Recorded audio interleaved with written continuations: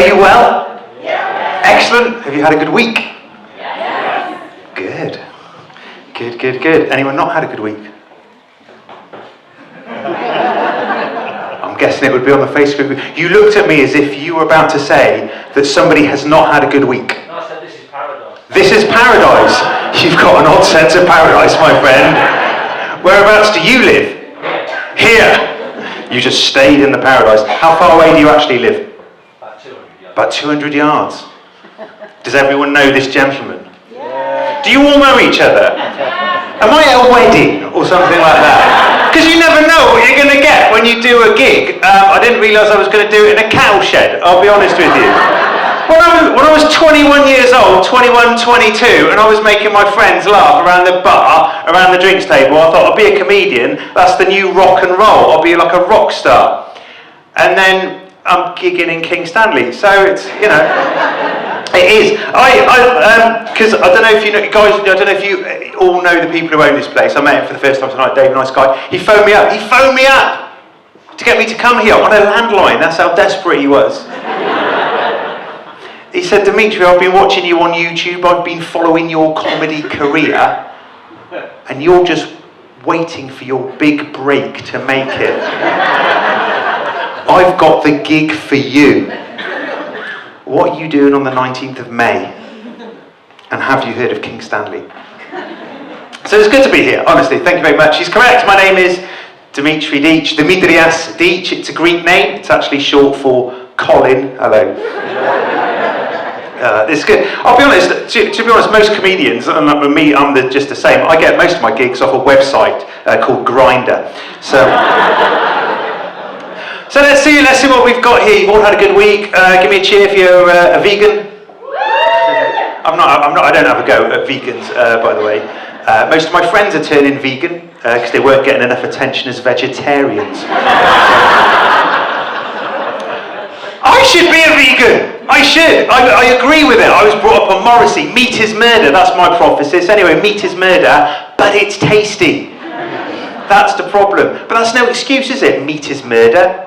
That would be like Jimmy Savile saying, but they were sexy kids. It would have...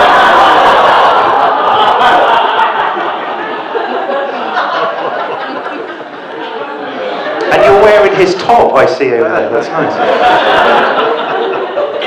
That's the thing. I've got my own photographer, by the way, who just takes photos of me everywhere. Like some shit paedophile or something like that. What was your name, my friend? What was your name? Dom. Good to have you here, Dom. Good to have you here. What's it like living here? What's it like?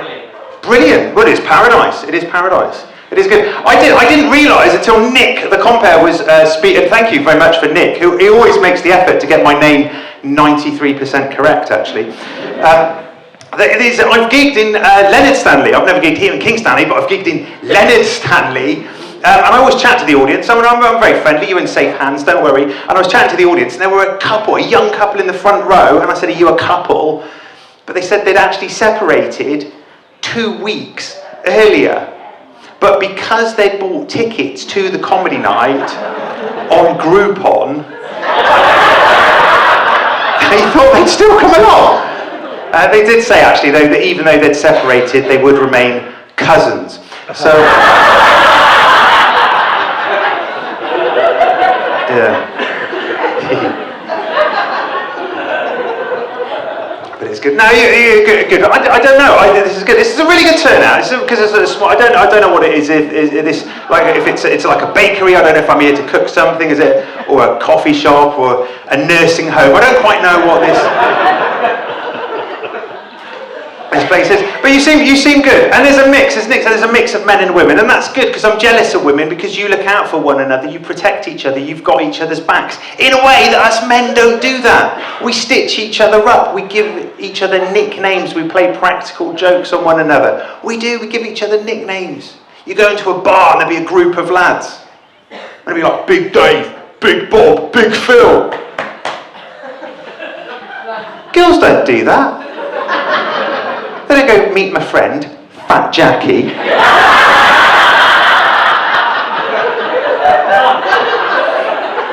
It would be Jolly Jackie. I do, that's why I wish I was a woman. And people say to me, in which case, Dimitri, maybe you should be gender fluid. You're right, there's a little discussion over there. Are you just cold? Are you just cold? Are you cold? No. Everything okay there? There's nothing I've said which has offended you to the point that you have to have a chat. Like an impromptu episode of Loose Women or something like that. We'll be back after the break. No, this is the thing. So I wish I was a woman. My friends say, well, maybe you should be gender fluid. Now, for those who don't know, if you're gender fluid, and it's perfectly okay, it's 2022, I'm perfectly comfortable with this, it's when you don't know what, you can't decide what sex you want to be. One day you might wake up and you want to be a man, the next day you wake up and you might decide you want to be a woman. It's perfectly fine. But I'll be honest with you, if you can't decide something, you're a woman.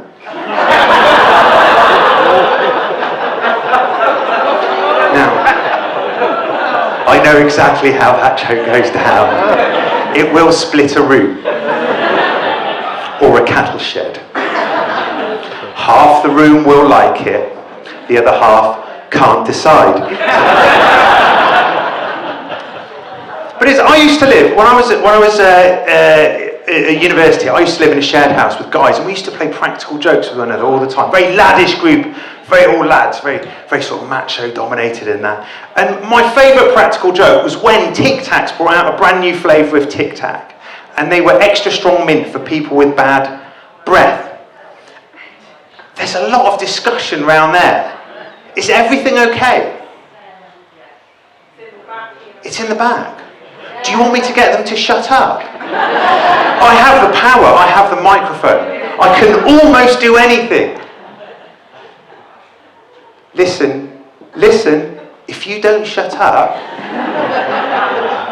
I'll get him to move you to Leonard Stanley in a cart. Now, I used to live with these guys. We used to play practical jokes on one another. Tic Tac brought any blue flavour. There were blue Tic Tacs, extra strong mint for people with bad breath. And my friend pointed out that because they were blue, they looked quite similar to a Viagra tablet. So we thought it would be funny if we replaced our friend's stash of Viagra with the Tic Tacs. So he would go out on a date with his girlfriend, come back into the house with this brazen look on his face, go to what he thought was his secret stash of Viagra, and he'd take one, and he would think that in about 15 minutes' time he was going to end up with a penis with a rigidity of a handle on a frying pan from John Lewis. And we knew that in about a quarter of an hour he may be trying to play snooker with the length of rope. Funny. But that actually, we thought, what would be even better? You see, we had another housemate who liked Tic Tacs. He had an erection for 18 months. He couldn't get rid of it. He was walking around, knocking things over. This thing ruined his life.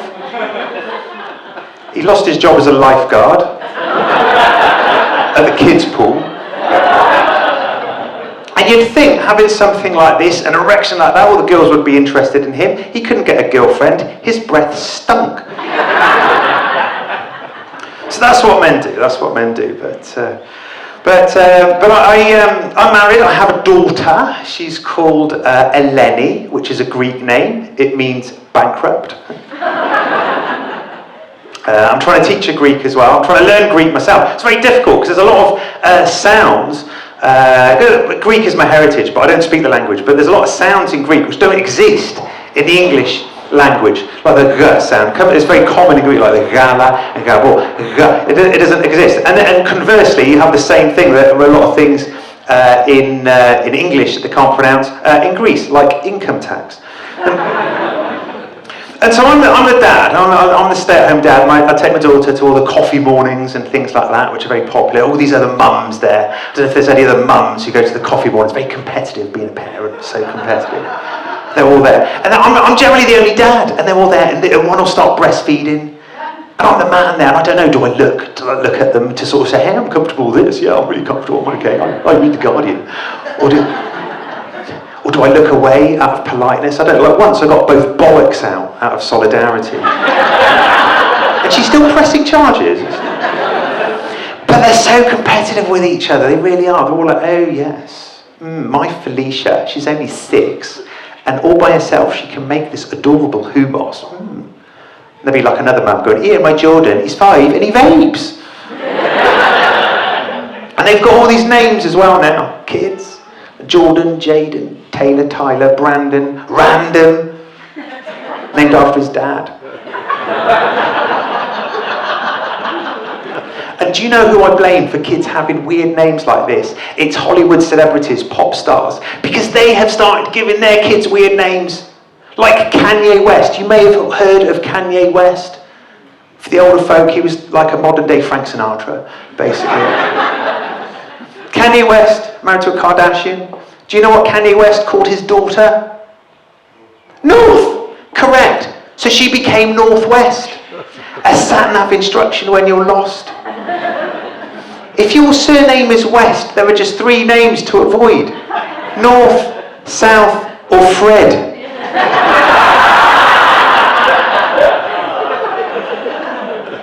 That's it.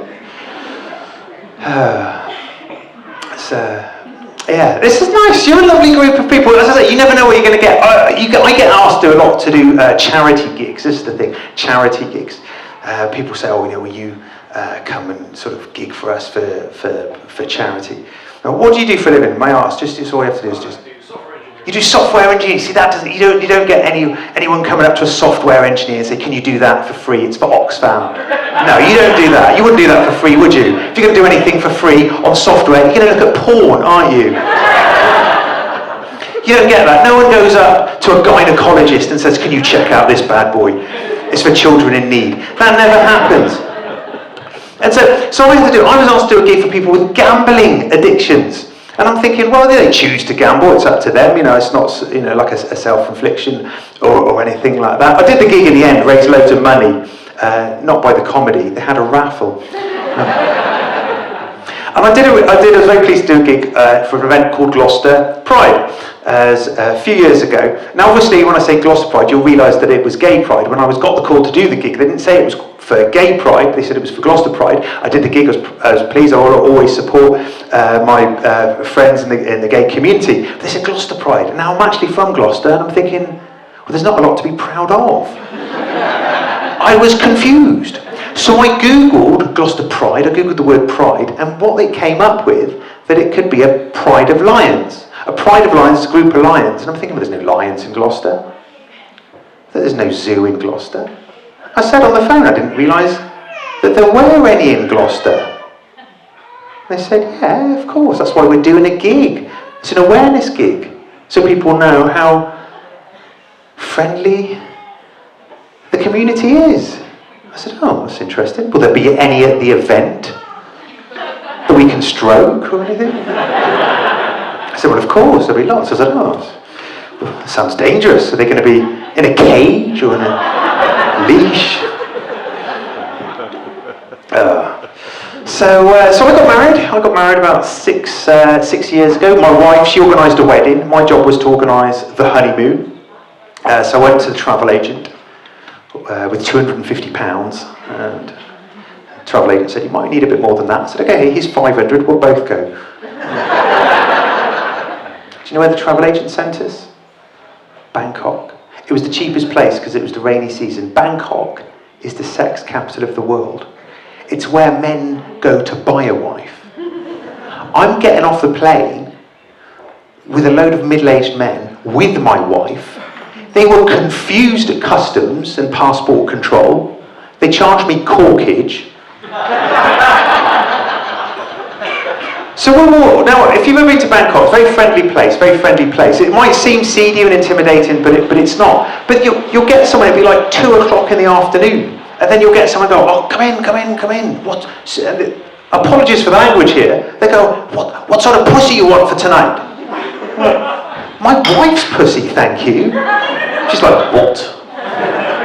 So I went to have one of these massages, which are very popular, and they're full on as well. I got in there, And the girl, she starts like taking off her clothes, stripping off. I was like, no, I'm married. I showed her my ring. She showed me hers. So I took my clothes off, put a towel over me. Then I took it off, showed her my willy. She showed me hers. So we get back from our honeymoon, we're married for a bit of time, and then we thought, and this is when we decided that we'd try and have a child.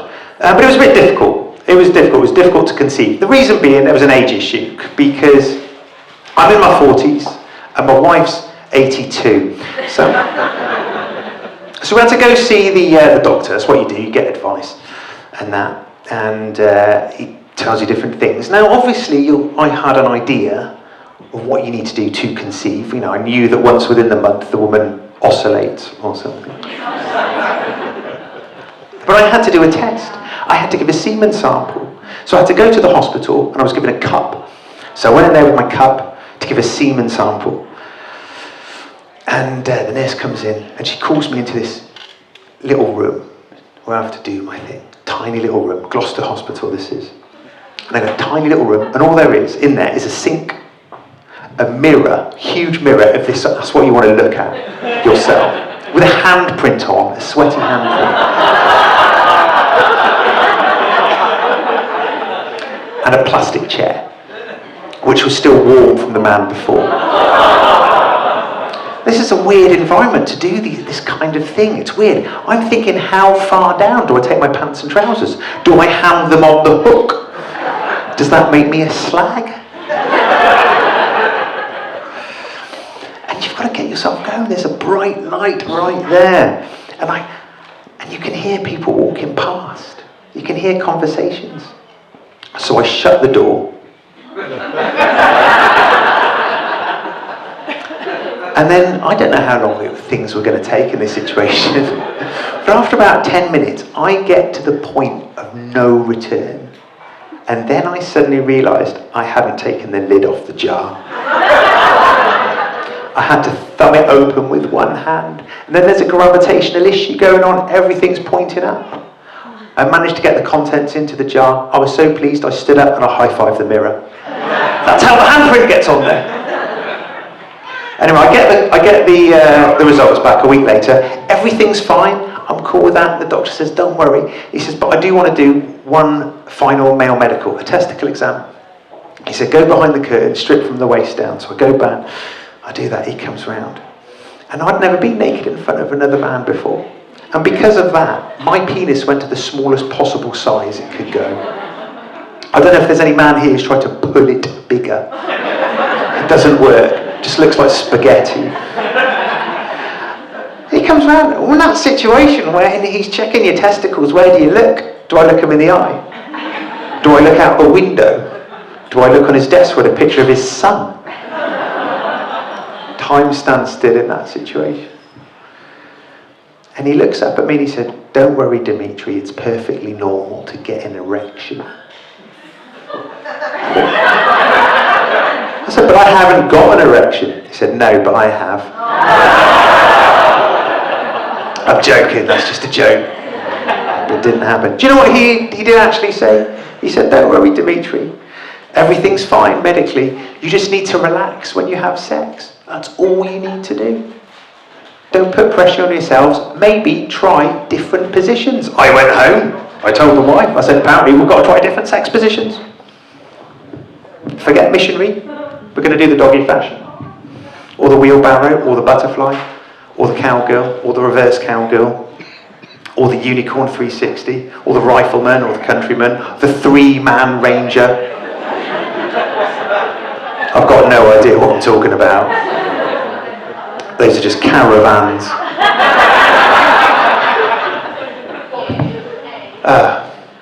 I've enjoyed chatting to you. I've had a lot of fun. It's really good. This is what we're going to do is keep doing these gigs, raising money, and then hopefully maybe within the next 6 months we can get walls. We can get walls. So this will be a room. My name is Deech. Hopefully I've given you the gift of laughter. If I haven't, come and find me and I'll give you a tic tac.